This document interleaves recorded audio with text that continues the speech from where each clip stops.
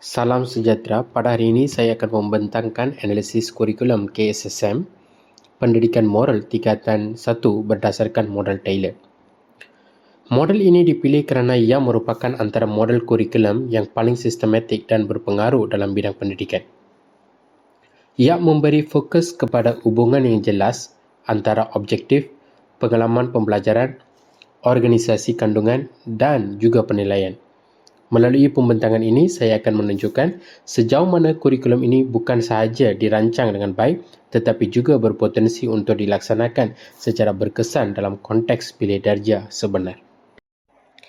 KSSM merupakan kurikulum kebangsaan yang dibangunkan oleh Kementerian Pendidikan Malaysia dengan matlamat melahirkan insan yang seimbang dari segi intelek, emosi, rohani dan jasmani. Dalam subjek pendidikan moral tingkatan 1, fokus utama bukan sekadar penyampai ilmu, tetapi lebih kepada pembentukan sahasia dan keupayaan membuat keputusan moral dalam kehidupan sebenar.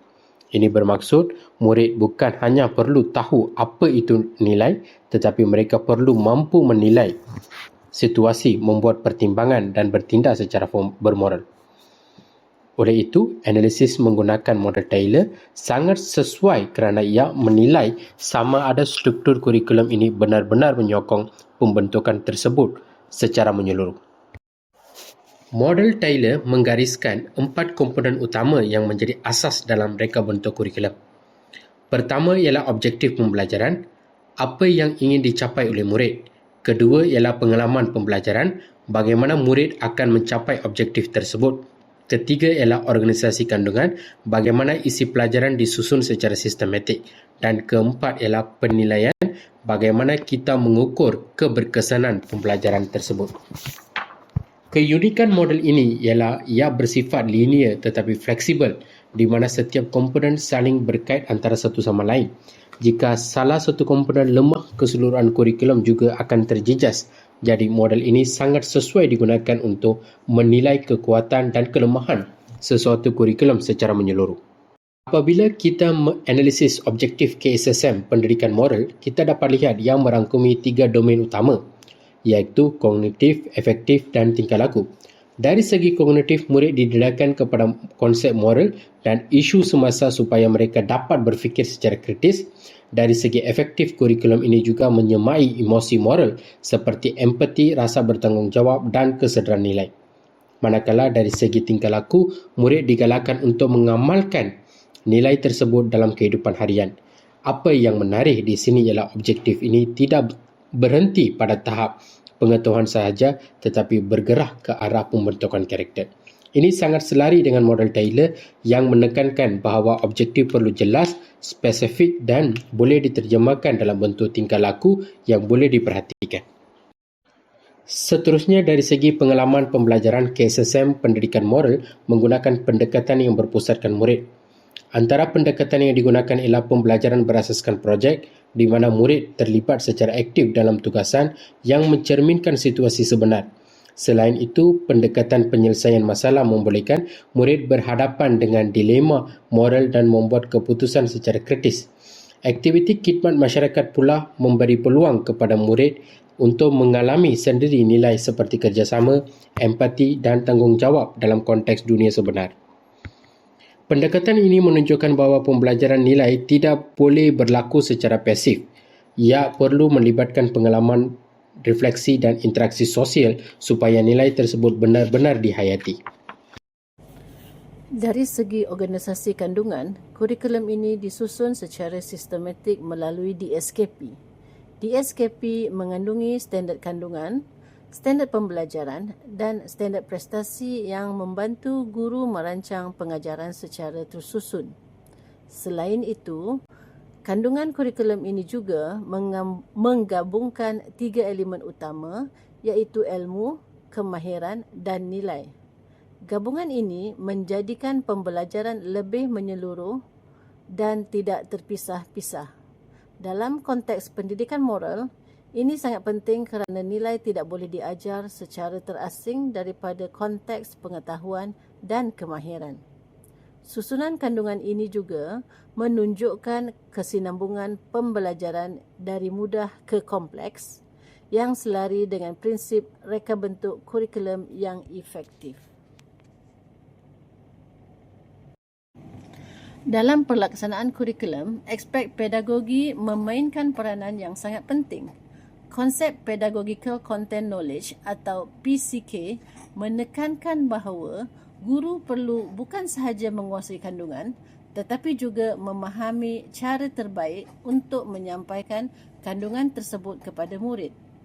Selain daripada itu, elemen merentas kurikulum seperti teknologi, kelestarian alam sekitar dan patriotisme turut diintegrasikan dalam pengajaran. Ini menjadikan pembelajaran lebih kontekstual dan relevan dengan kehidupan murid. Namun begitu, cabaran utama adalah memastikan semua guru benar-benar mempunyai tahap PCK yang mencukupi untuk melaksanakan pendekatan ini dengan berkesan. Dari segi penilaian, KSSM Pendidikan Moral menggunakan pendekatan pentaksiran berterusan.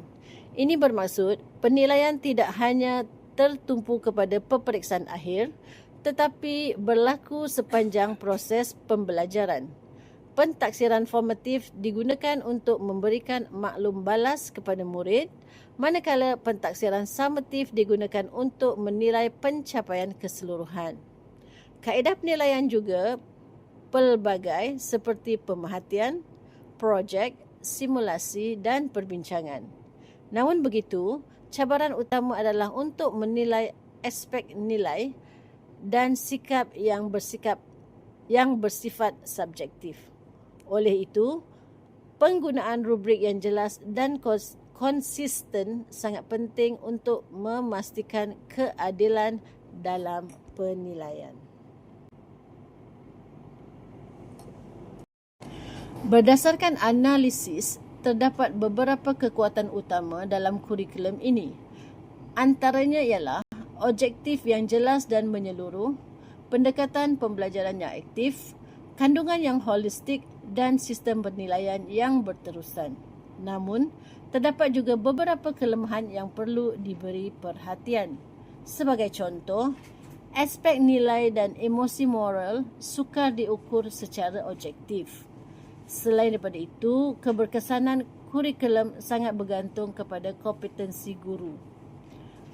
Beban kerja guru juga meningkat disebabkan keperluan untuk melaksanakan pelbagai bentuk pentaksiran. Akhir sekali, terdapat jurang antara pemahaman nilai di dalam kelas dan pengamalan nilai dalam kehidupan sebenar. Ini merupakan cabaran besar dalam pendidikan moral. Sebagai penutup, beberapa cadangan penambahbaikan boleh dilaksanakan. Pertama, latihan guru perlu diperkukuhkan, terutama dalam aspek PCK supaya mereka lebih bersedia melaksanakan kurikulum ini. Kedua, penggunaan teknologi seperti simulasi digital boleh membantu murid memahami situasi moral dengan lebih mendalam. Ketiga, rubrik penilaian perlu distandarkan bagi mengurangkan unsur subjektiviti. Dan keempat, penglibatan komuniti perlu dipertingkatkan supaya murid dapat mengaplikasikan nilai dalam konteks sebenar. Kesimpulannya, KSSM Pendidikan Moral Tingkatan 1 sememangnya memenuhi keempat-empat komponen model Tyler. Namun, kejayaan sebenar kurikulum ini bergantung kepada pelaksanaan yang berkesan, khususnya peranan guru sebagai ejen utama dalam membentuk generasi yang berakhlak dan bertanggungjawab.